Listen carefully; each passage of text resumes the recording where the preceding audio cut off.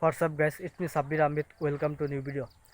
আপনারা যারা ইউটিউবে কন্টেন্ট ক্রিয়েটর করেন বা কন্টেন্ট ক্রিয়েটর আছেন, আপনারা একটা বিষয় নিয়ে খুব প্যারা খান, সেটা হচ্ছে ইউটিউব থাম্বনেল।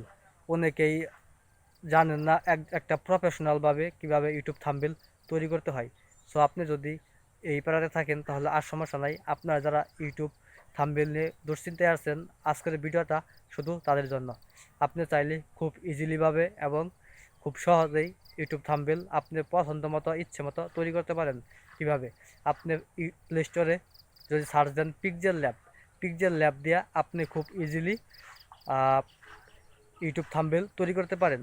যদি আপনি একজন কন্টেন্ট ক্রিয়েটর হয়ে থাকেন বা আপনার ফেসবুক কভার বা ইউটিউব কভার, ইউটিউব থাম্বনেল, আপনি সব কিছুই এই ফটোশপ দিয়ে করতে পারবেন। এটি হচ্ছে পিক্সেল ল্যাব।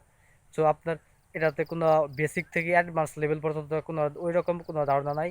আপনি জাস্ট এই ট্রাই করলেই পাবেন। এটা এতটা ইজি, আপনি জাস্ট ট্রাই করলেই পাবেন।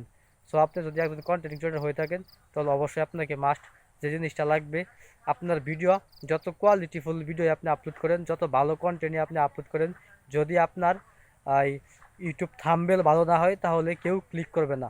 সো তার জন্য ভিডিওর সবচেয়ে গুরুত্বপূর্ণ অংশ হচ্ছে ইউটিউব থাম্বনেল।